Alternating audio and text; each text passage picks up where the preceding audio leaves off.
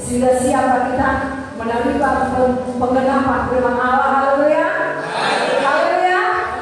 Mari kita berdiri. Kasih memahami jalan berhubungan dengan tindakan ini. Haleluya.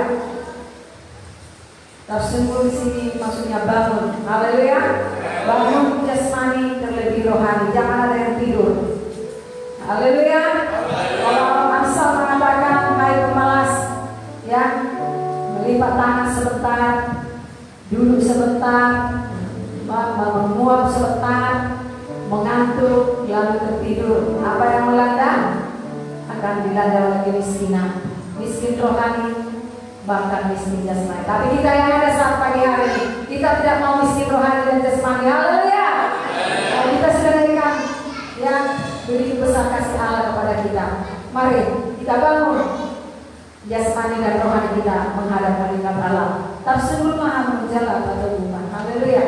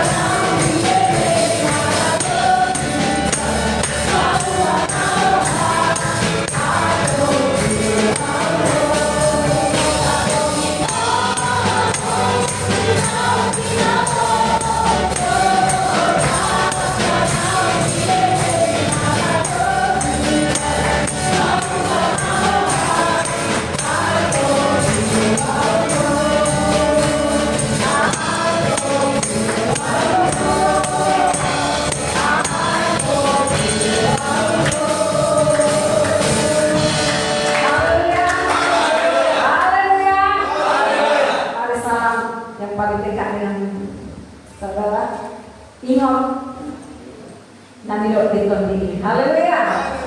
Ya, kita harus ingat apa yang kita telah terima dan kita harus ingat apa yang kita telah lihat. Haleluya. Apa yang telah kita dengar, apa yang kita telah lihat dan apa yang telah kita terima, mari kita pegang kuat. Yaitu kita terima daripada surga. Haleluya. Haleluya. Pujian nama saya tentang Bapak Ibu yang mau bersaksi atau permohonan doa, ya, maju ke depan menyatakan di hadapan Tuhan dan para hamba Tuhan dan seluruh sidang jemaat Tuhan, dan kita akan berdoa dan bersyukur bersama-sama. Dan naikkan pujian sebab Tuhan Maha Besar. Haleluya. Tuhan kita Maha Besar. Haleluya.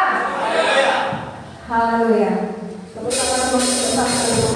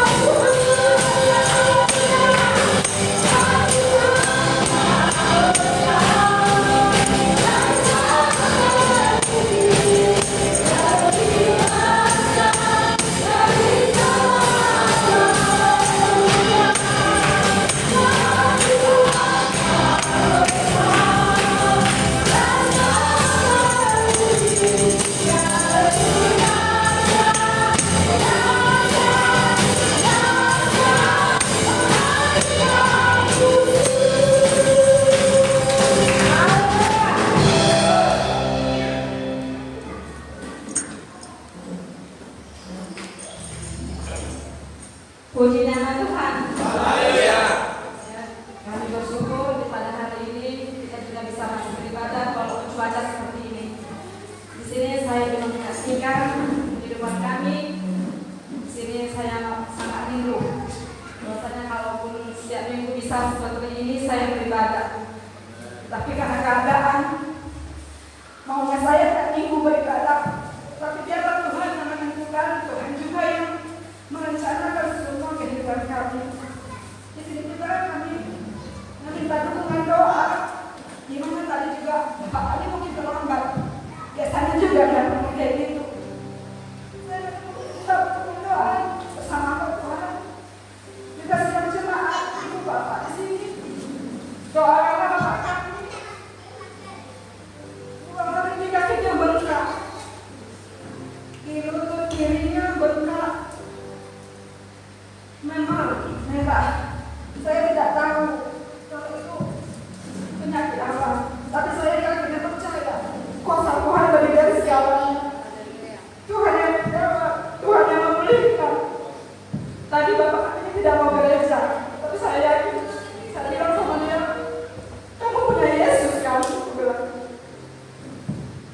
Kenapa tidak gereja?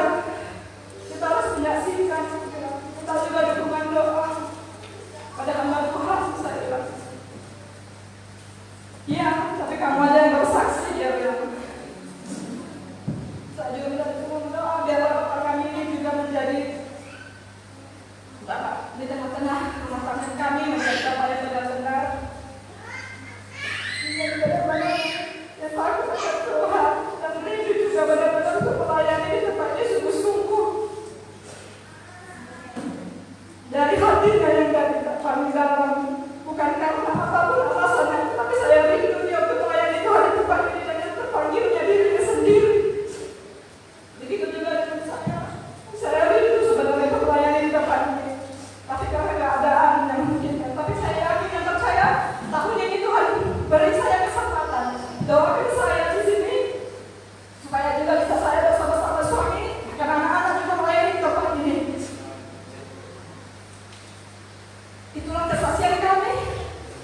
Terima kasih dan puji nama Tuhan. Haleluya. Puji Tuhan, kita sudah sama-sama. Haleluya. Puji nama Tuhan. Haleluya. Pada siang hari ini saya ingin menyaksikan pembukaan Tuhan yang Tuhan berikan dalam keluarga kami, di mana sudah bertahun-tahun antara mama dengan bobo dan opung tidak pernah ada peraturan karena masalah harta warisan dan harta. Dan saya selalu berdoa di mana agar keluarga besar kami dapat berkumpul tanpa ada memikirkan hal-hal duniawi. Dan puji Tuhan, pada hari Selasa kemarin Bobo datang ke rumah berkumpul bersama mama dan opung dalam sukacita, dan saya sungguh percaya bahwa Tuhan akan memulihkan keluarga kami, dan karena harta-harta dunia ini hanya akan ditinggalkan ke depannya. Dan kiranya saya meminta dengan doa antara hamba Tuhan dan jemaat-jemaat, kiranya Tuhan pulihkan keluarga kami dan penuh dengan kasih dan karunia dari Tuhan, agar kami dapat berkumpul menjadi keluarga yang satu dan utuh tanpa harus memikirkan hal-hal dunia ini. Saya rindu untuk menaikkan satu pujian kepada Tuhan sebagai ucapan syukur saya karena keinginan saya, permohonan saya, kerinduan saya Tuhan dengarkan.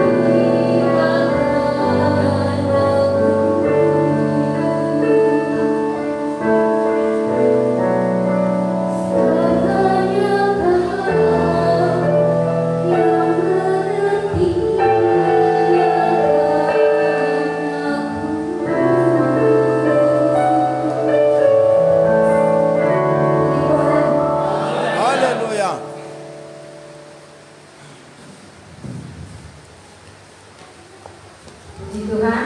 Haleluya. Kita diberkati oleh pujian. Mohon saudara kita percaya bahwa hanya Tuhan yang mengerti setiap hati kita. Haleluya. Dengan kesaksian bagi kita sendirian bersuka cita dan kita tatap topang di dalam doa supaya keluarga ini yang memberi hati sepenuhnya untuk melayani Tuhan. Kita tahu bahwa Allah yang melakukan segala perkara untuk mendatangkan kebaikan. Haleluya. Perkara apapun yang kita hadapan Tuhan dalam rumah tangga kita, dalam pribadi kita masing-masing, kita yakini bahwa semuanya baik, membawa kita lebih dekat dan mengandalkan Tuhan dalam segala perkara. Karena rencana Tuhan rencana damai sejahtera, bukan rencana kecelakaan. Haleluya. Seperti kemarin kita siapkan hati kita untuk mendengarkan sirami oleh kebenaran firman Tuhan. Kita berikan korban kita juga yang terbaik bagi Tuhan. Menjadi pujian yang bisa serahkan kepada Bapak kita untuk menampung firman Tuhan. Yang firman Tuhan tertabur dalam hati kita. Dan kita jadikan hati kita damai baik firman Allah untuk bertumbuh. Haleluya. Dunia semakin hari akan semakin singkat. Tak dapat menghadapi seorang itu. Mari kita pakai berdiri. Haleluya. Hanya Yesus telah menjadi kembali surga bagi kita. Kita mohon pertolongan daripada Tuhan. Kita mohon kebelaan dari Tuhan karena dunia ini akan semakin singkat. Kita tidak dapat menghadapinya dengan seorang diri. Tapi kita berjalan bersama-sama dengan berdoa firman-Nya. Haleluya. Terima kasih Tuhan.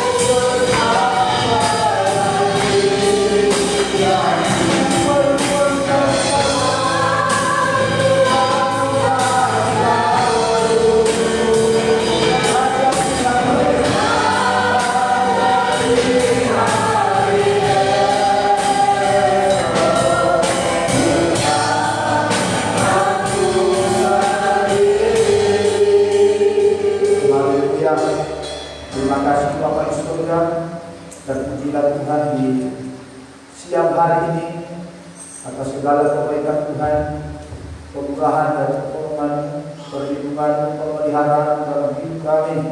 Kami ada sampai hari ini sebagaimana kami ada di dalam nama Yesus Kristus. Terima kasih Bapa dan pujilah Tuhan. Saat ini kami akan mempersiapkan hati dan pemikiran kami untuk menerima kebenaran firman Tuhan, kebenaran yang memerdekakan kami, yang membebaskan kami dari segala dosa dan yang berkuasa mengangkat hidup kami kepada hidup yang lebih baik di dalam nama Tuhan Yesus Kristus. Terima kasih Bapa di surga.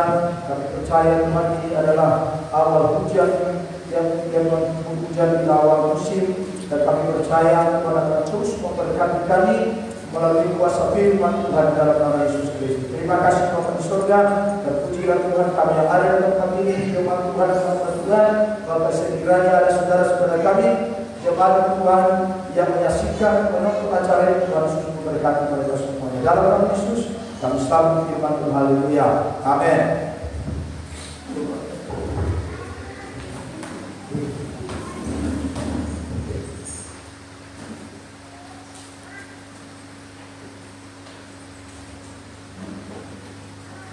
Ya. Puji Tuhan. Haleluya. Semua sehat? Haleluya. Ya, sehat ya. Walaupun cuaca agak dingin. Ya, beberapa minggu memang kebanyakan tidak ada cuaca dingin yang pernah ya. Pernah ya seperti itu sampai berminggu-minggu cuaca ini biasanya dingin paling-paling 1 hari 2 hari. Tapi kita bersyukur kepada Tuhan sampai hari ini Tuhan pelihara kita. Ya, walaupun kita jemaat Tuhan banyak datang, kita terganggu, ya, terganggu karena cuaca. Ya, tapi sebenarnya ini bukan alasan untuk tidak beribadah kepada Tuhan. Ya, ini hujan tidak alasan untuk tidak beribadah. Ya, apapun tantangan sebenarnya kepada waktu beribadah kepada Tuhan. Ya, mengutamakan Tuhan dalam hidup kita. Dan hari ini saudaraku, yang sebagaimana biasanya kita akan mendengarkan firman Tuhan tentang kita akan lanjutkan dalam kitab Wahyu, karena ini beberapa minggu sudah terlewatkan. Tapi saya yakin saudara hari ini kita akan lanjutkan kitab Wahyu. Ya, kita buka kitab kita dalam Wahyu pasal yang ke-10.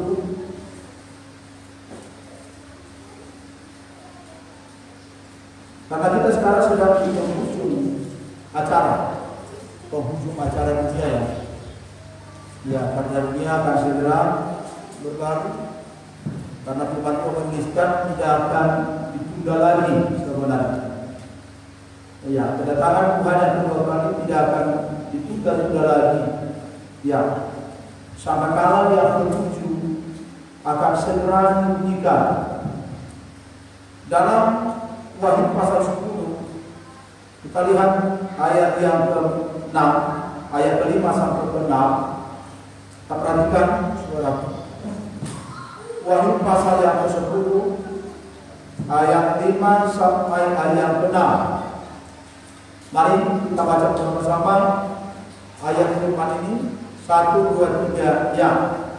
Dan malaikat yang melihat berdiri di atas laut dan di atas bumi, mengangkat tangan kanannya ke langit, dan dia bersumpah di dunia yang hidup sampai selama-lamanya, yang telah menciptakan langit dan segala isinya, dan bumi dan segala isinya, dan laut dan segala isinya. Katanya, tidak akan ada penundaan lagi. Apa di situ saudara? Ini ayat yang pertama, tidak ada penundaan lagi. Ini berbicara tentang bahwa sangkakala yang ke-7 akan segera dibunyikan. Sangkakala yang ke-7 berbicara tentang celaka yang ketiga. Karena beberapa bulan yang lalu saya sudah sampaikan kepada kita yang sangkakala atau celaka celaka yang pertama dan celaka yang kedua sudah dinyatakan di tengah-tengah dunia ini kepada orang-orang yang tidak mengenal Allah. Dan saudara-saudara Tuhan, sangkakala yang ketujuh berbicara di celaka yang ketiga. Dan kita lihat dan benar tadi tidak akan ada penundaan lagi, bahwa sangkakala yang ketujuh akan segera dibunyikan. Nanti kita akan melihat ada apa atau apa yang terjadi ketika sangkakala yang ketujuh dibunyikan. Ini sebenarnya pada sangkakala yang ketujuh adalah sangkakala terakhir menjelang Yesus akan datang yang kedua kali. Nah, saudara Tuhan, mari kita baca yang ketujuh. Kita baca ayat yang ketujuh, Wahyu 10 ayat ketujuh. Kita lanjutkan pembacaan kita 1, 2, 3 ayat.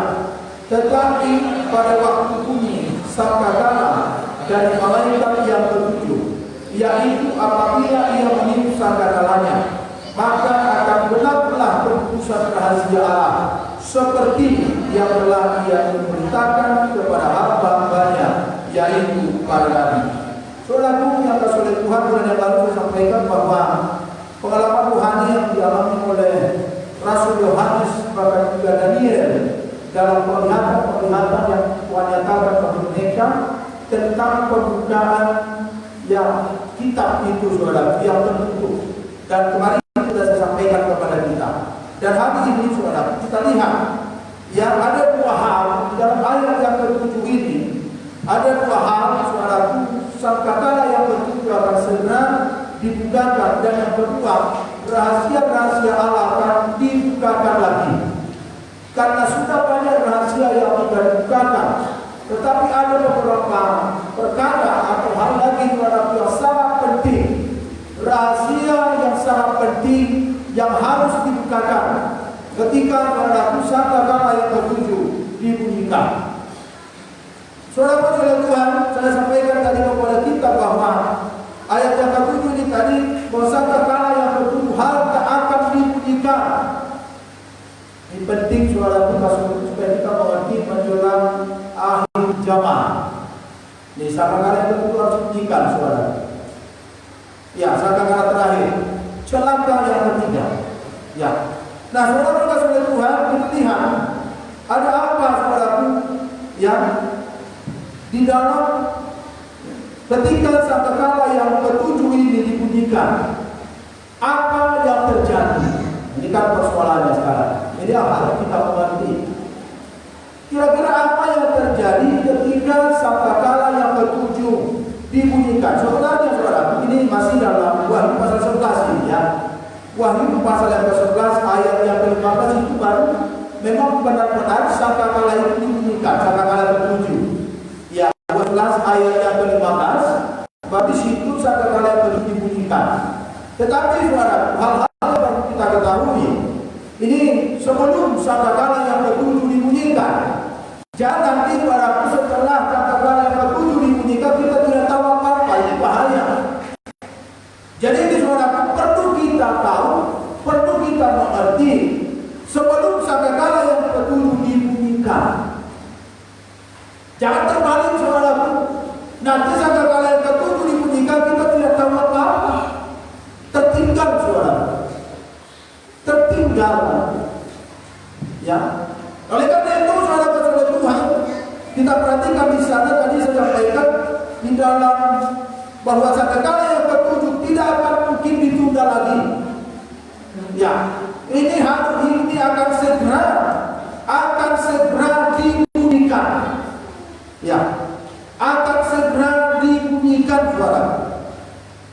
Satu hal lagi, sangkakala yang ketujuh, sangkakala yang pertama sampai sangkakala yang ke-6 ini, saudara-saudara, sebentar saja dibunyikan. Ini saja hidupnya, ya. Tapi sangkakala yang ketujuh ini dibunyikan berhari-hari. Kita mengerti, ya. Puji Tuhan. Sangkakala yang pertama sampai sangkakala yang ke-6 itu dibunyikan hanya sebentar saja. Tapi khusus sangkakala yang ketujuh dibunyikan berhari-hari. Bayangkan, berhari-hari, bukan sebentar. Ini pertanda bahwa sangkakala yang ketujuh adalah sangkakala terakhir. Ya. Jangan sampai ada yang tidak mengerti. Jangan sampai ada yang tertinggal sebenarnya. Ya. Karena kita sudah dalam sangkakala yang ketujuh akan ada peristiwa-peristiwa penting bagi kita sebagai yang harus kita mengerti sebagai orang percaya. Kecuali kalau kita tidak percaya. Karena kalau orang yang tidak percaya, maka dia mengerti. Ya, tapi bagi kita orang percaya yang masih setia beribadah sampai hari ini padaku, dan mengerti peristiwa-peristiwa apa kira-kira yang terjadi saudaraku nanti ketika sangkakala yang ketujuh dibunyikan. Coba kita lihat 1 Korintus pasal yang ke-15.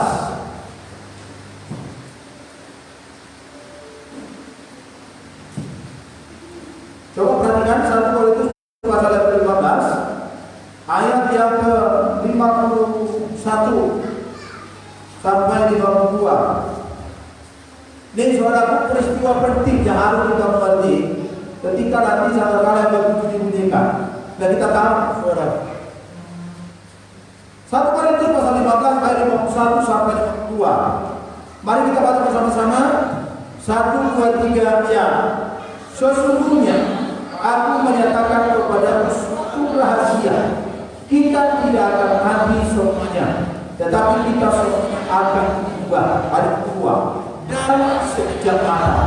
Pada waktu ini Nabi yang terakhir, sebab Nabi akan berbunyi dan orang mati akan dibangkitkan dalam keadaan yang tidak cepat binasa, dan kita semua akan berubah. Ini suara kasih oleh Tuhan yang peristiwa penting yang terjadi suara setelah nanti sangkakala yang ketujuh dibunyikan. Nabi yang ketujuh dibunyikan suara kasih oleh Tuhan. Sesungguhnya aku menyatakan kepada suatu rahasia, kita tidak akan mati semuanya. Perhatikan, tetapi kita semua akan diubah. Nanti kita lihat siapa yang berubah di sini suara. Saya melihat, saya belajar firman ini yang diubah adalah suara gereja yang sempurna yang sudah disingkirkan kepada belantara selama 3,5 tahun. Karena pada waktu itu suara mereka masih hidup dan mereka diubah. Perhatikan baik-baik, suara gereja yang sempurna diubah di dalam supaya sesuai atau serupa dengan kebangkitan Yesus Kristus. Karena Yesus bangkit suara, ya kan? Jadi kita akan diubahkan di dalam kebangkitan Yesus Kristus, sama seperti kebangkitan Yesus Kristus. Kita lihat pada tanda tubuh jasmani Yesus itu tinggal di dalam tubuh, dan Yesus bangkit di dalam roh. Nah, kita juga pada gereja yang sempurna nanti akan diubahkan, tidak semua diubahkannya. Perhatikan baik-baik saudara Tuhan. Ya, gereja yang sempurna, karena tubuh jasmani kita tidak akan diubahkan. Ada tempatnya di surga.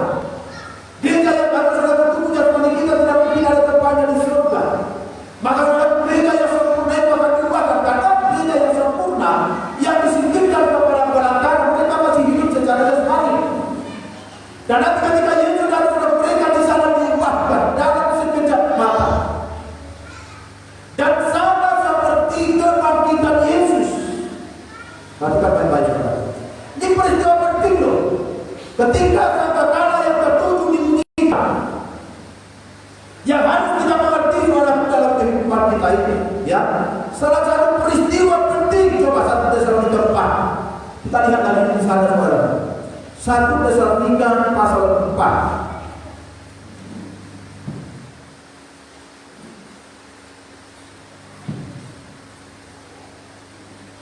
Ayat yang ke-15. Coba ayat yang ke-15 kita baca bersama-sama. 1 Tesalonika 4 ayat 15. 1, 2, 3 ya.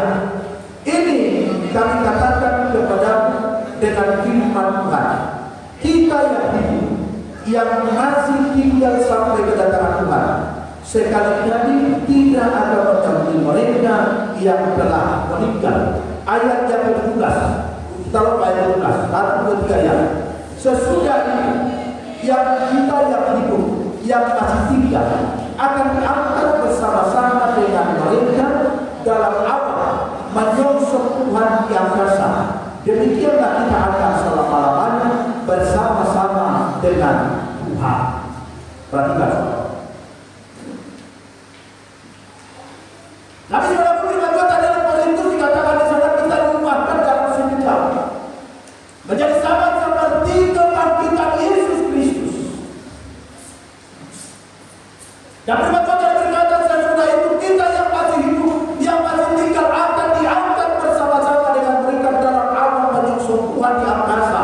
Demikianlah kita akan selama-lamanya bersama-sama dengan Tuhan. Berarti walaupun benar-benar pengangkatan ini akan terjadi. Nanti kita saksikan walaupun ini pengangkatan, hari pengangkatan itu. Nanti walaupun dalam kitab itu dikatakan tiba-tiba ada orang di ladang, 2 orang di ladang kerja satu yang akan angkat, yang satu lagi meninggal. Bisa seperti itu saudara, itu. Tapi kita lihat di sana, kita perhatikan walaupun diubah dalam sekejap, karena tubuh jasmani kita tidak akan bisa masuk ke surga, tubuh jasmani ini.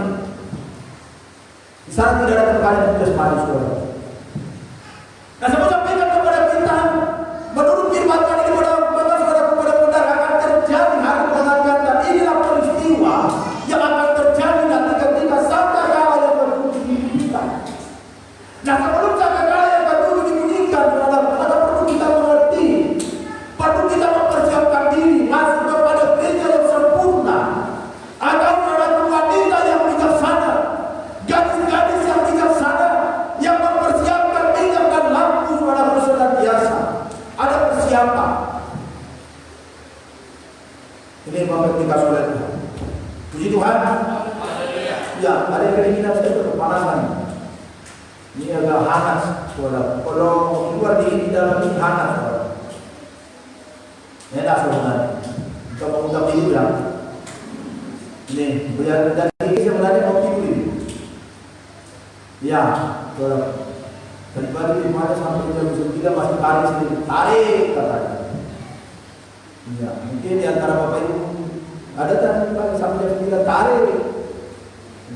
Sampai hari ini kita udah ibadah mereka masih tarik. Ada itu di belakang tarik. Tetap ya kan? Mumpung lagi hujan, kesempatan dalam kehidupan. Ya. Biasanya kalau orang hujan cuma kesempatan, ada orang banyak bersyukur loh kalau hujan. Syukur, ibadah gagal. Padahal firman itu sudah saya awali tadi pagi ya. Bapak Ibu baca dulu ya itu. Ya kan? Jangan dekat ini. Jangan bersungguh-sungguh karena hujan. Terus saya saudaraku bersyukurlah. Ngapain kita bersungguh-sungguh karena hujan saudara? Syukurkan saja apapun yang terjadi saudara. Ya kan? Kita bersyukur. Tadi apa saya tuliskan di sana? Hujan awal dan awal musim dan awal akhir musim ya. Tadi saudara grup yang lain menanyakan saya, apa itu Pak artinya awal musim dan akhir musim? Katakan hujan awal musim dan hujan akhir musim. Baru saya terangkan kepada mereka. Nah, saudara kasih oleh Tuhan Yesus Kristus ini berkat Tuhan melimpah musim, ya kan? Nah, oleh karena itu Bapak dikasih oleh Tuhan kita perhatikan di sana peristiwa sangkakala yang tertuju ini adalah banyak hal kita mengerti sebelum dibunyikannya. Karena ketika nanti sangkakala yang tertuju dibunyikan, maka umat Tuhan, gereja Tuhan sudah bersiap-siap, siap sedia menyongsong kedatangan Tuhan yang kedua kali. Puji Tuhan. Siap-siap. Sama seperti wanita yang bijaksana, mereka punya persiapan yang matang. Ya kan? Punya persiapan yang matang. Sama seperti ketika kita mau acara. Coba ada kita punya acara seperti Natal lah kemarin. Kita punya saudara Natal tanggal 15 Desember kemarin. Coba saudara kalau tidak dipersiapkan segala sesuatunya, bisa saja seberapa.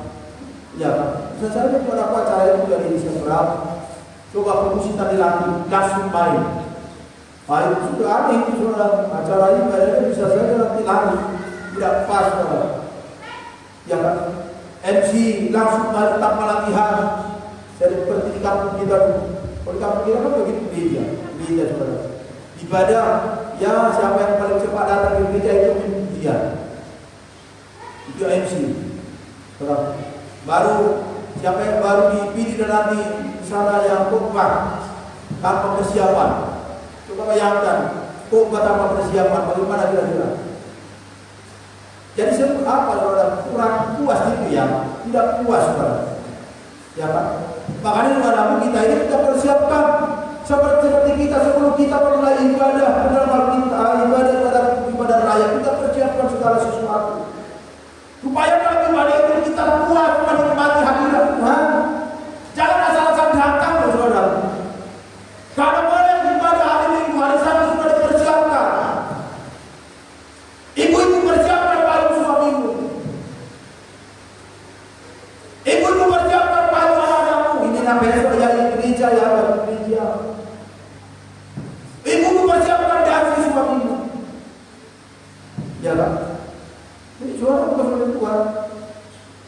Supaya ada persiapan dong. Ketika datang ibadah kita menikmati hadirat Tuhan, pulang suara puas dia berjumpa dengan Tuhan. Ini suara. Dan sama sampaikan kepada kita ketika kita lebih dekat kepada Tuhan, maka akan ada suara perkara-perkara yang Tuhan nyatakan di dalam keluarga. Kalau seperti si Dian tadi, baru kali ini saya tahu keluarga mereka kurang aktif begitu ya. Tapi saya yakin suara kita sudah terbuka. Ketika kita sudah terbuka mengaku di dalam Tuhan, akan ada memulihkan. Itu akan datang bekerja, ya akan memulihkan itu suara. Jadi mulailah dari ibu. Jadi si Dian sama saudara-saudara sudah mengenal Tuhan, jadilah berkat kepada keluarga, kan seperti itu. Supaya jadilah di sana berdamai. Ini suara. Bawalah damai kepada keluarga, jangan bilang kompor-kompor. Ya, 36 suku belum sudah jalan. Jangan begitu saudara. Ini banyak ini saudara. Bawalah damai kepada keluarga. Kalau mungkin selama ini sering tidak akur, ya kita yang sudah mengenal Tuhan bawalah damai. Supaya nanti keluarga kita masuk surga ya. Bersiap sedia menyongsong kehadiran Tuhan saudara. Ya kan? Oleh karena itu ketika sudah kita perhatikan di sana ada banyak hal yang Tuhan nyatakan kepada kita saudara. Coba kita lihat 1 Korintus 15. Kembali lagi ke sana. 1 Korintus 15 itu. Kita kembali ke 1 Korintus pasal 15 ayat yang ke-17. Kalau sudah dapat, mari kita baca bersama-sama ayat 17. 1 Korintus 15 ayat 17. 1, 2, 3 ya. Dan jika Kristus tidak dibangkitkan, maka sia-sialah kepercayaannya dan kamu masih hidup dalam dosa. Perhatikan saudara. Makanya saya katakan tadi bahwa saudaraku, kita akan dibangkitkan seperti Yesus Kristus telah dibangkitkan. Makanya Rasul Paulus mengatakan sia-sialah kepercayaanmu kalau Yesus tidak dibangkitkan. Jadi kalau Yesus tidak dibangkitkan, apa kita berbicara tentang surga? Justru ketika Yesus dibangkitkan, maka kita berbicara tentang surga itu saudara. Oleh karena itu ketika sudah Tuhan, kita nanti akan diubahkan dalam sekejap dan kita akan dibangkitkan walaupun sama seperti Yesus Kristus dibangkitkan atau bangkit dari antara orang mati, saudara, mengalahkan maut. Sebenarnya, nah saudara ketika sudah Tuhan Yesus Kristus, kita bersyukurlah Yesus bangkit dari antara orang mati. Jadi saudara, kesempurnaan dalam keselamatan kita itu sebenarnya Yesus harus bangkit. Makanya Rasul Paulus mengatakan sia-sialah kepercayaanmu kalau Yesus tidak bangkit. Harus ada kebangkitan saudara. Kebangkitan orang mati. Dan kita saudara, orang-orang yang sudah mati, mereka nanti akan bangkit. Dan orang-orang yang masih hidup sudah akan berubah dan sekejap. Seperti kebangkitan Yesus, seperti Yesus bangkit dari antara orang mati, seperti itu saudara. Diubahkan. Tapi bukan seperti Korejes. Pernah nonton video Korejes? Dalam sekejap diubahkan. Sebentar dia manusia, sebentar lagi sudah bisa roboh. Tapi bukan seperti itu saudara. Cara mengubahkan kita. Iya. Anak-anak itu suka Korejes. Ini saudara kesulitan. Bukan seperti itu. Tapi nanti kita akan diubahkan dengan caranya Tuhan sendiri. Bukan cara kita saudara. Kita hanya saudara pasrah. Kita hanya punya persiapan saja yang matang saudara. Sama seperti saya katakan tadi, ibadah hari ini punya persiapan yang matang. mau buat pesta saudara pernikahan, saudara berkata nikah, buat persiapan yang mati. Coba dulu saudara tiba-tiba dinikahkan, tiba-tiba saudara tanpa persiapan segala sesuatunya, esoknya saudara hari ini langsung dinikahkan. Wah, itu kurang tepat. Harus punya persiapan. Kalau boleh saudara 1 bulan sebelum, ya kan? 1 bulan sebelum, belajar dulu saudara. Atau saudara bisa ibaratkan sama seperti orang pacaran. Pacaran itu saudara dalam persiapan untuk maju kepada jenjang pernikahan. Tapi sekarang saudara justru banyak orang pacaran main-main saja, ganti-ganti saudara. Ya, tiap hari ganti yang dia suka. Satu tak dapat. Ayo kan aneh saudara. Semua disukai, dia di sana cewek suka dia di sana suka dia, semua dia suka, satu pun tak dapat. Maka dia akan sampaikan kepada kita, pacaran itu saudara adalah tugas oleh Tuhan, persiapan untuk maju kepada jenjang pernikahan. Disitulah belajar. Kalau boleh saudara pacaran itu adalah persahabatan. Disitulah saudara komunikasi yang baik.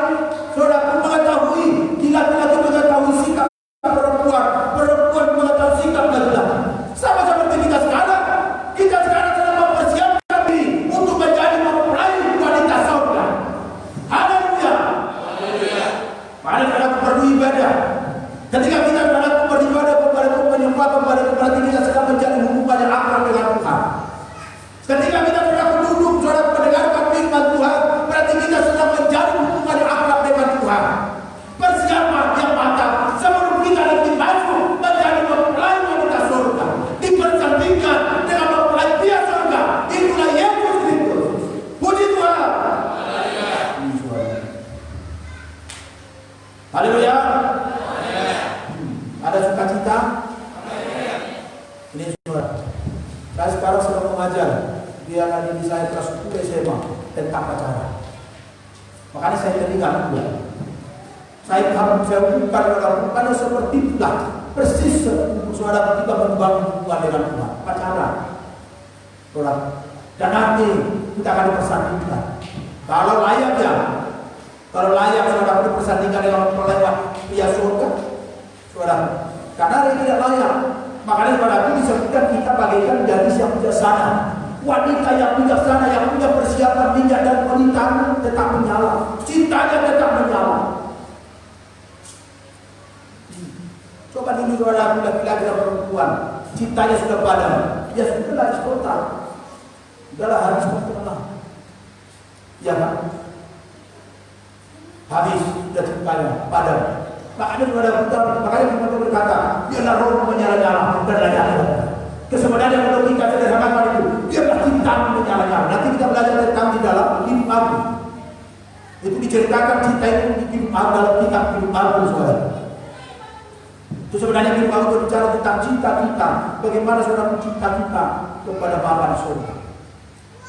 Firman Tuhan saudara ada firman Tuhan dituliskan di sana, cinta Tuhan menghanguskan aku.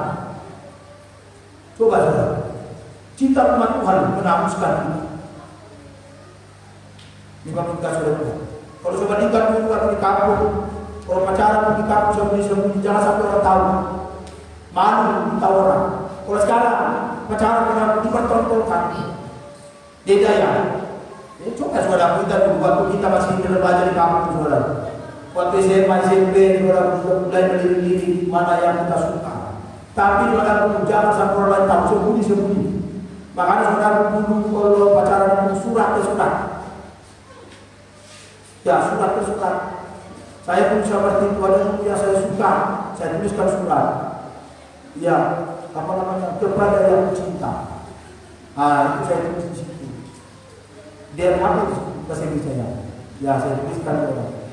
Ketika saya bertemu dengan kamu, saya berdiam, saya suka saudara. Ya, baru dibalas saya suratan saya itu, baru itu surat. Aku tidak punya pacar. Juga saudara. Ya langsung pakai kecewa. Baru cari lagi yang lain, dia lagi yang lain mana yang kita suka. Tulis lagi surat. Ya kan? Saya paling suka parfum. Supaya terlihat juga sama sekarang. Dulu suara ketika cewek parfum. Ya waktu saya masih SMP, ketika cewek bisa parfum itu. Kain ini kain sumpah yang turun dari surga. Cinta ini cinta suci yang memberikan ada untukmu. Wah, itu saudara, itu paling hadar itu. Iya. Ceweknya bangun-bangun, oh yang itu. Tapi kalau sekarang bertetangga, tak ada rasa malu dari itu. Tetapi kalau kita menyampaikan kepada kita, saya katakan tadi saudaraku, kita bagaikan orang yang berpacaran, sedang membangun hubungan komunikasi, membangun hubungan yang intim dengan Tuhan kita. Sebelum hari kedatangan Tuhan yang kedua kali nanti, kita mempersiapkan diri, dipertandingkan menjadi mempelai wanita surga kepada mempelai pria surga itulah Yesus Kristus. Persiapkan saudara. Para penting yang ibadah ini sebenarnya.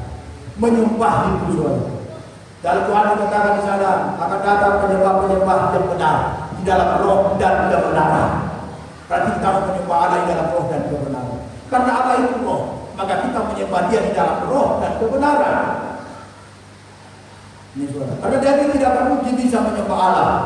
Daging ini saudara keinginannya yang keinginan dunia. Ini bapak kita saudara. Jadi kita perhatikan di sana. Kita akan diubahkan dalam sekejap. Ya, kita teruskan lagi. Ada lagi saudara 18 tadi, ayat 18. 1 Korintus 15 ayat 18. Mari kita baca bersama-sama 1, 2, 3 ya. Dan demikianlah binasa juga orang-orang yang mati dalam itu. Ayat 18. Jikalau kita hanya dalam hidup ini saja menaruh pengharapan pada Kristus, maka kita adalah orang-orang yang paling malang dari segala manusia. Artinya saudara, kalau kita hanya menaruh pengharapan kepada Kristus pada waktu kita hidup, kita akan paling malang. Artinya dalam Rasul mengatakan di sana bahwa kita saudara sudah diselamatkan di dalam kebangkitan Yesus Kristus. Artinya kita harus percaya bahwa ada kebangkitan, orang percaya. Kita tidak cukup saudara merantau di dunia ini. Kita tidak cukup hanya merantau di dunia. Dunia ini dalam pada tempat sementara saja. Tapi kita harus percaya, punya pengharapan bahwa ada kehidupan yang kekal di surga. Itu sebenarnya. Pengharapan kita tidak hanya tinggal di dalam dunia. Sama seperti biasa pada pelajaran saksi Yehova bahwa pengharapan mereka hanya di dalam dunia ini saja. Dan nanti saudara menurut pengertian mereka, Yesus akan datang ke dunia ini dan kita akan salam-salaman. Udah selesailah. Coba saudara, itu pengertian mereka. Tetapi Rasul Paulus berkata padaku bahwa pengharapan kita bukan hanya di dalam dunia saja, tetapi pengharapan kita adalah kepada hidup yang kekal di surga, saudara. Harapan kita.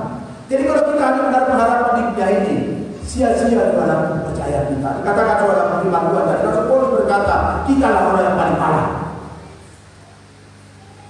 Halo. Kalau kita hanya menaruh pengharapan di dunia ini saja, tinggal di dalam dunia adalah kita orang paling malang. Kita harus punya pengharapan bahwa ada kehidupan yang kekal. Surga saudara. Pengharapan kita nanti akan dipersandingkan dengan mempelai pria surga, itulah Yesus Kristus. Siap menjadi mempelai wanita surga? Haleluya. Haleluya. Ya. Jangan lagi mundur saudara. Sungguh-sungguh serius dalam ibadah. Serius melayani Tuhan. Jangan mundur lagi saudara. Ya, jangan mundur. Masalah apa saudara terus maju. Berjuang dalam Tuhan. Ini bebas oleh Tuhan. Karena kita lihat sekarang, ya kita ini bukan semakin lebih baik. Ya, bukan semakin jahat, saudara punya semakin jahat, semakin semakin mengkhawatirkan. Kalau dunia ini ya, dunia ini saudara semakin tidak aman. Dunia ini saudara semakin dunia, semakin tidak lebih baik. Tapi kita lihat orang yang punya pengharapan tidak akan takut saudara. Orang yang punya pengharapan bahwa ada kehidupan yang kekal. Bahwa ini tidak berlaku dunia yang memaksa saja sebentar saja saudara. Ayat 20, kita lanjutkan ayat 20. 1 Korintus 15, 21, 23 ya. Tetapi yang benar ialah bahwa Kristus telah dibangkitkan dari antara orang mati sebagai yang sungguh dari orang-orang yang telah meninggal. Perhatikan, Yesus Yesus bangkit saudara sebagai yang sungguh. Maka saya katakan tadi saudara kita harus bangkitkan bersama dengan Yesus Kristus. Teruskan ayat 1.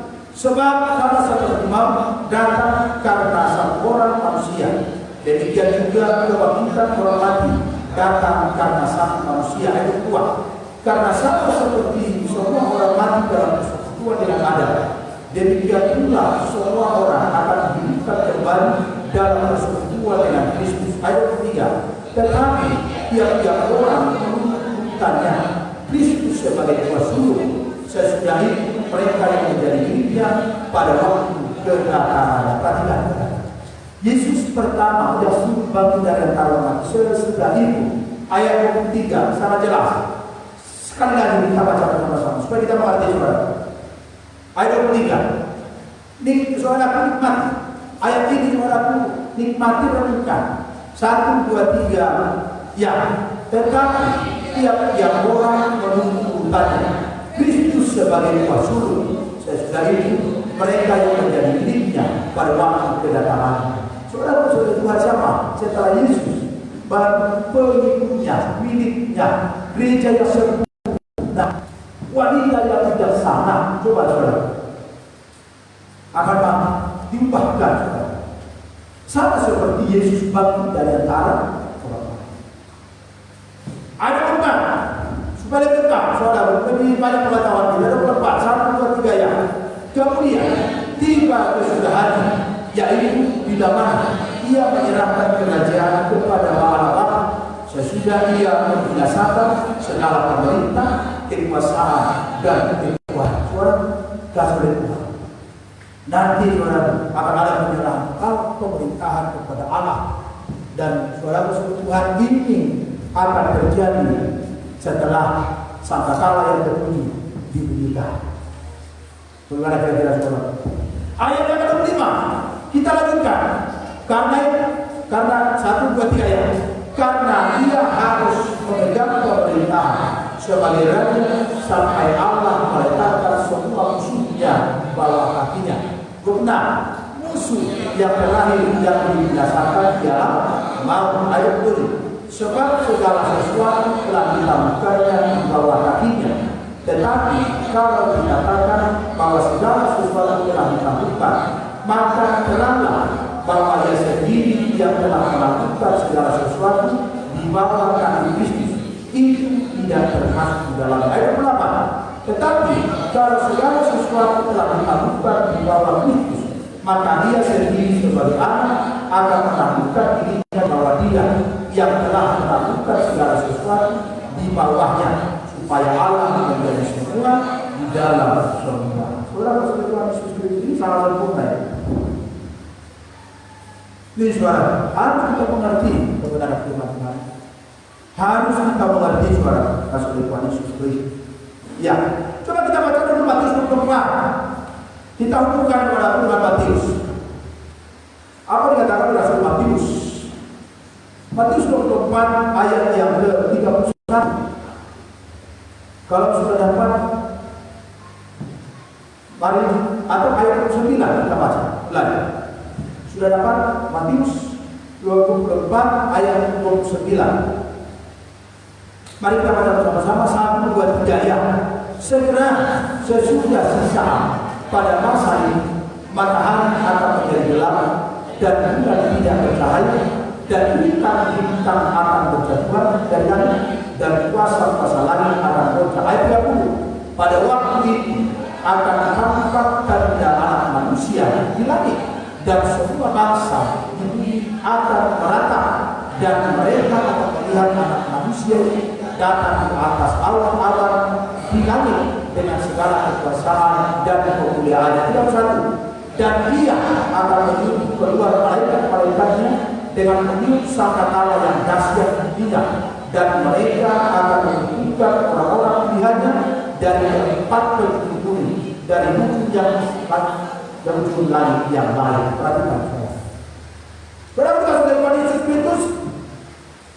Sangkakala yang betul dibunyikan di situ juga terdapat kumpulan orang-orang percaya. Kumpulan orang-orang yang percaya. Ya, Ini Bapak tugas oleh Tuhan. Orang percaya, dan nanti saudara akan dikumpulkan dan akan disahkan kami dan domba. Kami di sebelah kiri, domba di sebelah kanan. Itu gambaran. Itu perasaannya saudara. Domba itu menggambarkan tentang Tuhan, gereja yang sempurna. Kami itu saudara itu adalah ya ini orang yang tidak percaya atas kebangkitan Yesus, yang tidak mengikuti Tuhan, yang tidak berhubungan dengan Tuhan selama hidupnya. Mereka akan tinggal, saudara. Dan kita yang digambarkan sebagai domba akan dikumpulkan saudara di tangan kanan. Haleluya. Ini saudara. Dan dia akan menyuruh keluar malaikat-malaikatnya dengan meniup sangkakala yang dahsyat. Dan mereka akan mengumpulkan orang-orang yang pilihannya dari keempat penjuru bumi, dari ujung langit yang satu ke ujung langit yang lain. Bayangkan, kita sekarang di ujung langit mana kita?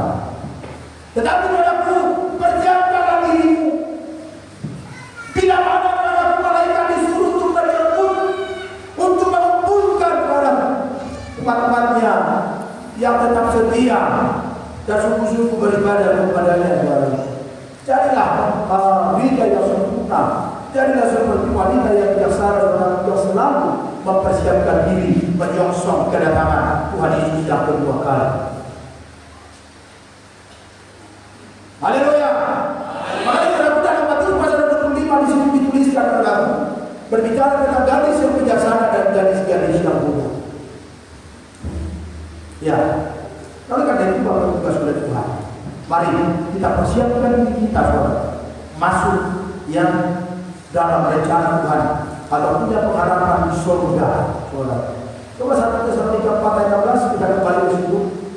1 Tesalonika 4 ayat 16.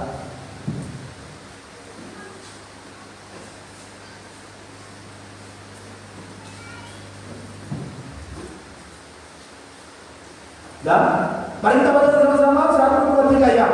Sebab pada waktu tanda ini, yaitu pada waktu penghulu malaikat berseru dan sangkakala Allah berbunyi, maka Tuhan sendiri akan turun dari surga dan mereka yang mati dalam Kristus akan menerima bagian. Yang mati dalam Kristus akan lebih dahulu mati. Berarti ini mereka sudah mati, saudara, yang sudah di dalam kubur. Mereka sudah dalam kayu, karena mereka yang mempertahankan iman percayaannya. Mereka ini adalah orang-orang yang mati-mati. Halo, masih di sini kan? Iya. Kalau saya masih di sini. Jadi kamu jawab, masih segar kan? Segar. Segar bukan karena uang, tapi segar karena iman Tuhan. Nah, saudara sudah Tuhan, kita perhatikan di sana. Orang yang mati dalam Kristus mereka duluan dibangkitkan. Sesudah itu ayat 17 tadi saudara. Sesudah itu kita atau gereja Tuhan yang disingkirkan kepada belantara selama hari-hari 3,5 tahun, mereka akan diubahkan dalam surga dan mereka juga akan bangkit sama seperti Yesus bangkit saudara oleh Tuhan dari antara orang. Tubuh jasmani kita di alam kubur. Alam kubur saudara berbicara tentang kematian. Memang tubuh jasmani kita akan mati dan busuk. Tetapi saudara ketika oleh Tuhan, tubuh roh kita akan bangkit. Tubuh roh kita akan bangkit saudara. Bersama dengan Yesus. Coba lihat saudara oleh Tuhan. Ya kan? Sesudah coba kita baca 17. Dan 17 kita yang masih hidup loh. Jadi kita yang masih hidup, yang saudara, sebelum nanti Yesus datang kedua kali atau Yesus datang kita masih hidup seperti ini. Coba ayat yang kedua kita baca bersama-sama 1, 2, 3 ya. Sesudah itu kita yang hidup, yang masih tinggal akan diangkat bersama-sama dengan mereka dalam awan menyongsong Tuhan di angkasa. Demikianlah kita akan selama-lamanya bersama-sama dengan Tuhan. Berarti kita bersama-sama dengan Tuhan bukan di bumi ini itu selamanya. Kita sudah bersama-sama dengan Tuhan selamanya di surga. Karena firman Tuhan menuliskan kepada dalam Matius tadi bahwa bumi akan hancur. Matahari akan jatuh bintang akan berjatuhan. Saudara sesuai dengan firman Tuhan tadi, Semua akan adanya bumi ini, saudara. Dan kita tidak punya tempat di sini untuk selamanya. Makanya dalam selagi ada kesempatan ini, mari persiapkan dirimu menjadi mempelai wanita surga. Jangan lagi main-main, saudara. Persiapkan dirimu, bangunlah hubunganmu dengan Tuhan. Sembahlah Dia, beribadahlah, mendengarkan firman Tuhan.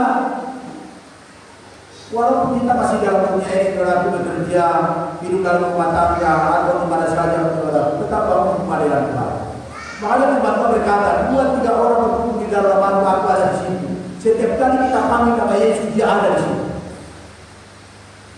Hadirkanlah dalam kerajaan Allah di mana kita berada.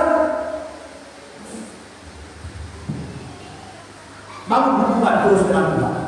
Suami istri bangun hubungan dengan Tuhan. Anak-anak walaupun bangun hubungan dengan Tuhan. Gadis bangun hubungan dengan Tuhan. Ini saudara, kita punya persiapan.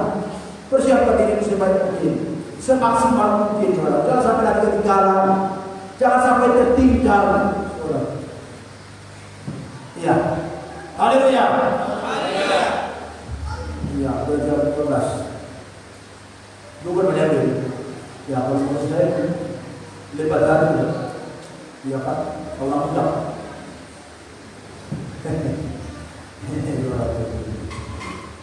Ya, nanti kalau dia ada penyakit, alasan hujan, ada alasannya, dan penyakit mainan. Tapi tidak ada hujan, dan penyakit dalam gol bisa aja. Diuji itu, saudara. Ya kan? Saudara yang berada jam 6 nanti, yang tidak datang kepada hari ini, saudara berubah lagi ada. Nah dia datang, ibaratnya datang hujan, dingin, tarik. Iya, kan kita senang dengan apa? Jika tarik, depan kita tarik. Jadi pun saudara kasusnya, udah di situ makan. Pergi lagi ke kunci tarik lagi. Iya, gratis silahkan nama tarik tersebut. Iya, kalau si mulu udah ada kunci tarik, ada kursinya. Iya, ada lagu saja. Karena dia menyendiri bersama yang Tuhan. Dia mana? Dia membangun hubungan kepada Tuhan. Dan doakanlah supaya menghilangkan dan segeranya. Dan Januari dari April, supaya ada temannya seperti dia. Nah, saudara saudara Tuhan Yesus itu kita lihat firman Tuhan. Kita terus belajar ya. Kasih jadi latihan kita tambahkan kepada saudara Tuhan. Ya, kita saudara itu perkara-perkara tadi ya yang saya sampaikan tadi kepada kita ya. Ya, sudah jelas di sini saudara. Ada pengangkatan demi hancur saudara itu tanda-tanda saudara nanti sangkakala itu dibunyikan. Ya, ketika sangkakala itu dibunyikan di situ nanti saudara itu apa di sana ada kebangkitan orang yang sudah mati, orang yang masih hidup, dia yang sudah pulang dibuahkan dalam sejarah. Baru orang pasukan Tuhan yang kita bersama-sama menyongsong Yesus di udara, ya kan? Menyongsong Yesus saudara. Kita melihat, ya kita jelas melihat Yesus yang sebenarnya. Karena kalau kita tidak membangun saudara hubungan dengan oleh hari ini, bagaimana kita bisa melihat Yesus yang sebenarnya? Kita pasti lihat saudara, banyak orang nanti akan keliru, banyak orang bingung karena nanti saudara akan ada orang akan ada nanti saudara yang mengaku dia adalah Mesias. Masa kita jelas kita mengenal Yesus yang sebenarnya. Coba dulu kita ulangi 1 Yohanes 3 ayat 2 itu. 1 Yohanes 3 ayat 2. Ini sudah ayat yang paling sering, saudara.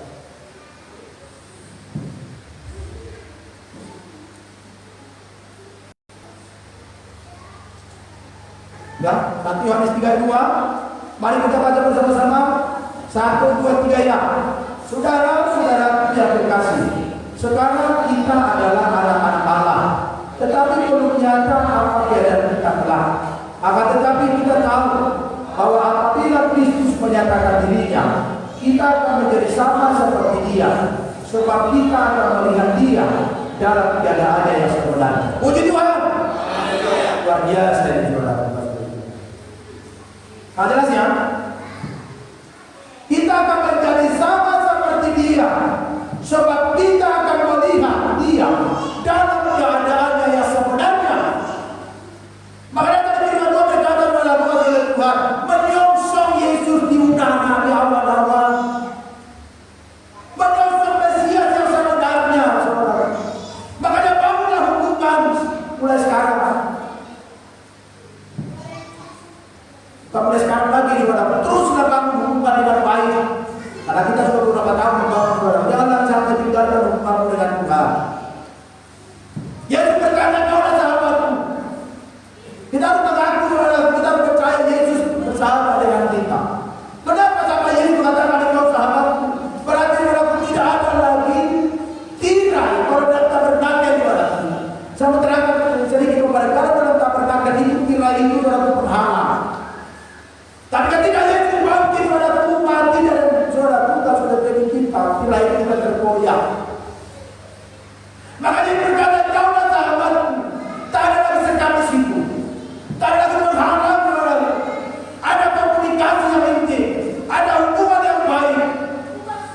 Tidak ada yang perlu ditutupi di sana. Coba lihat dulu saudara sahabat, kemana-mana pun sama. Kalau ada namanya sahabat, contohnya mereka bersahabat, makan di warung bersama, bayar masing-masing, itu bukan sahabat. Masa sahabat bayar masing-masing? Ya kan? Kalau sahabat itu kadang-kadang mereka pakai apa ini? Pakai beli baju warna yang sama. Ini saudara. Itu sahabat. Kadang-kadang mereka makan di rumahnya, gantian di rumahku lagi besok. Itu sahabat. Yang berkata kau sahabatku, tidak ada lagi sebenarnya yang memisahkan kita dari kasih Kristus, saudara. Bangunlah terus ini. Jangan lagi sampai saudara mereka hubungan kita dengan Yesus. Sama seperti saya katakan tadi, seperti orang berpacaran. Sebenarnya orang berpacaran harus seperti orang bersahabat. Ya kan? Jangan kaitkan dia gitu, saudara. Sebenarnya pacaran itu saudara hubungan dengan baik, saling menolong, saling membangun komunikasi yang bagus. Sebenarnya kalau pacaran, ini saudara. Oleh karena itu kita perhatikan di sana, kita akan melihat Yesus yang sebenarnya dalam keadaan sebenarnya. Jumpa kita untuk Yesus yang sebenarnya, yang sebenarnya. Karena nanti ada banyak Mesias, saudara. Mesias palsu. Dalam Wahyu pasal 13 mereka langsung saudara Mesias palsu mampu mengadakan mukjizat. Makanya kalian nanti terkecoh, saudara. Seperti Yesus datang pada orang terkecoh. Ada yang mengatakan aku Mesias, itu Mesias. Satu kali mereka Herodes berdiri di hadapan kerajaan yang saudara istananya. Dia berkata aku Tuhan. Langsung orang ditampar dari langit, mati Yesus. Berarti kalau akan juga sudah. Dan tidak tertutup kemungkinan. Saudara. Sebentar lagi kita akan melihat akan ada orang yang mengaku aku Mesias. Dan sebenarnya sudah banyak. Bapak yang mengaku saudaraku yang akulah ini. Dalam saudara bukan menjelang akhir zaman, menjelang Yesus yang datang Yesus pada kedua kali akan lebih banyak lagi orang Mesias.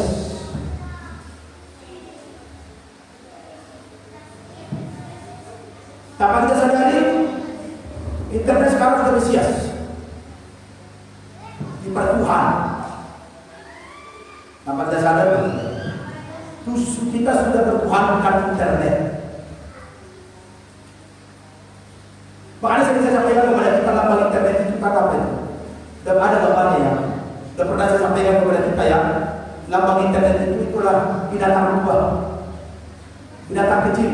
Coba nanti lihat saudara bumi yang bulat itu kan kalau di lambang internet itu kan apa itu? Lambang internet, baru nanti suara bulan itu kan bumi kan bulan. Baru nanti ada yang dikelilingi suara antara mulut dan ekornya binatang luar itu menyatu mengelilingi. Padahal orang binatang lupa itu adalah itu berarti lambang internet ya.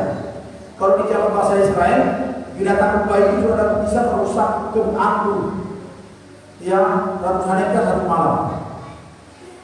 Nah, saudara, artinya begini, internet itu bisa merusak kalau kita tidak bergunakan dengan baik. Ya, bisa merusak otak kalau kita tidak bergunakan dengan baik. Tapi kalau kita buat itu kadang-kadang itu menjadi berkat bagi kita. Tapi kalau itu sudah hidup kita, bisa rusak loh. Ini saudara saudara. Makanya saya kadang-kadang kalau saya mengajar di sekolah, kalau ini penting ini pompa seperti ini. Kalau saya di sekolah saya ajak anak itu untuk kunjungan ke sana di situ, kan nyata ya, bukan di dunia seperti ini saudara. Sudah bosan jauh. Ya, online, belajar online. Saya ajak anak itu. Ini saudara untuk lepas saya mengajak anak saya kelas 1 SMA menanam pohon perdamaian. Saya suruh anak itu mengumpulkan uang, baru beli pohon, buah-buahan 5 batang, nanti kami akan tanam di sekolah. Dan nanti akan dibuat di situ pohon perdamaian. Nyata saudara. Supaya kita jangan berikan dengan itu. Mereka senang ditawarkan kita menanam pohon perdamaian. Mereka senang saudara. Ini dalam keberagamannya, karena berbagai suku bangsa kita tanam pohon, bismillah. Itu para malaikat saudara menyatu di bawah pohon itu, berdamai di bawah pohon, makanya pohon perdamaian. Nah, saudara juga sudah Tuhan Yesus itu kita lihat di sana, ya. Kita perhatikan saudara. Sedikit lagi, ini mungkin hanya peristiwa-peristiwa, rahasia-rahasia yang belum. Tapi hari ini saudara saya sampaikan peristiwa-peristiwa saja kepada kita ini. Coba kita baca, ya. Yudas 1, ini terakhir saudara. Yudas pasal pertama. Ini sebenarnya peristiwa nanti saudaraku setelah sangkakala yang ke-7 dibunyikan, nanti akan terjadi perang Armageddon sebenarnya. Tetapi saya belum belum menerangkan kepada kita perang Armageddon, belum. Tetapi saudaraku peristiwa di sangkakala yang ke-7 dibunyikan, nanti akan terjadi perang Armageddon saudara. Coba kita baca dulu Yudas pasal pertama ayat 14. Yudas pasal pertama ayat yang ke-14. Sudah dapat, mari kita baca bersama-sama. Yudas pertama ayat 14 sampai 15. 1, 2, 3 ya. Juga tentang mereka, Henok keturunan ke-7 dari Adam telah berbuat, katanya, sesungguhnya Tuhan datang dengan beribu-ribu orang khususnya. Ayat 15. Hendak menghakimi semua orang dan menjatuhkan hukuman atas orang-orang fasik karena mereka semua perbuatan fasik yang mereka lakukan dan kuat kata-kata Islam yang diucapkan orang-orang berdosa yang pasti itu terhadap Tuhan. Saudara-saudara Tuhan, bukan saudara dalam kitab sudah dibuatkan itu tentang perang Armageddon. Ya, tapi saya belum menerangkan ini kepada kita tentang Armageddon ini. Dan ini nanti akan terjadi ketika sangkakala yang ke-7 sudah dibunyikan. Tapi kita perlu persiapan saudaraku supaya kita mengetahui ini. Kita lihat di sana tadi bahwa perhatikan di sana sesungguhnya Tuhan datang dengan beribu-ribu orang khususnya. Dan nanti akan berperang saudaraku melawan yang hendak menghakimi semua orang dan menjatuhkan hukuman atas orang-orang fasik karena semua orang perbuatan fasik yang mereka lakukan dan karena semua kata-kata nista yang diucapkan orang-orang berdosa yang fasik itu terhadap Tuhan. Nah, nanti saudaraku akan terjadi perang Armageddon. Tapi nanti saudaraku satu kali atau secara khusus kita bahas itu saudara.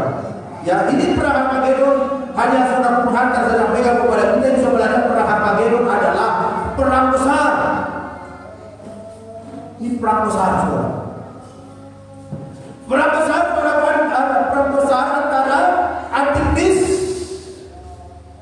Antikris berarti yang tidak mengakui Yesus sebagai Tuhan dan Juru Selamat. Dan nanti antikris akan bergabung dengan setan. Setan-setan berlaku dan akan bergabung dengan nabi-nabi palsu. Perhatikan Bapak Tuhan Saudara Tuhan, ini hanya pengantar saja perang Armageddon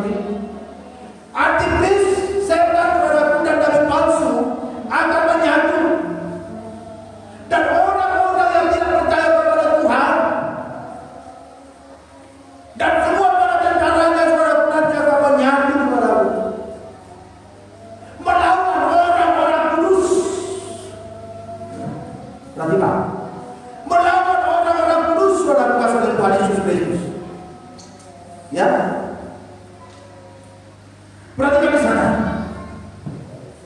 Menjelang hari kedatangan Yesus yang kedua kali, maka terjadi perang Armageddon. Memang sangat rumit ya. Betul terjadi kejadian-kejadian dalam dakwah ini, saudara.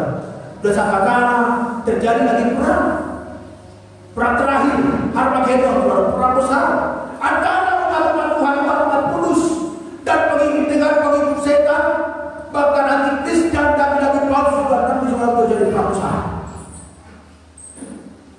Makanya berlaku oleh Tuhan, kalau kita tidak punya persiapan senjata,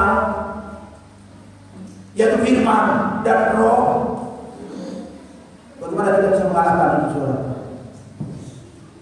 Ini Bapak Ibu kasih oleh Tuhan Yesus. Coba Kejadian 5. Ada dua yang lagi saya sampaikan kepada kita hari ini, saudara. Kejadian pasal 5 ayat 18 supaya sebelum kita tutup persekutuan kita.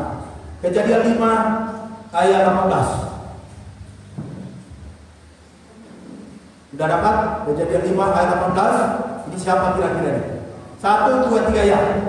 Setelah Yared hidup 162 tahun, ia memperanakan Henok. Itu ya, keturunannya sudah lebih. Tadi Henok itu ada 24. Ayat 24. Ada apa dengan Henok ini? 1 ayat 23 sampai 24. 1, 2, 3 ya. Jadi Henok mencapai umur 365 tahun dan 24. Dan Henok hidup bergaul dengan Allah. Lalu ia tidak ada lagi, sebab ia telah diangkat oleh Allah. Seperti itu keadaan kita, saudara. Tetapi dalam Henok telah berbuat tentang perang Armageddon. Ini Henok keturunan ke-7, tidak mengalami kematian ini, saudara. Dia bahkan, saudara, dan dia terangkat. Keturunan ke-7 dari Adam. Umurnya berapa tadi? 365 tahun, luar biasa, saudara. Tapi ini belum seberapa dibandingkan dengan Metusalah. Metusalah itu 8. Setelah Metusalah hidup 180 tahun, dan Metusalah masih hidup 787 tahun setelah ia memperanakan Lamekh, dan dia memperanakan. Jadi Metusalah mencapai umur 969 tahun. Jadi orang yang paling terpanjang di dunia umumnya adalah Metusalah.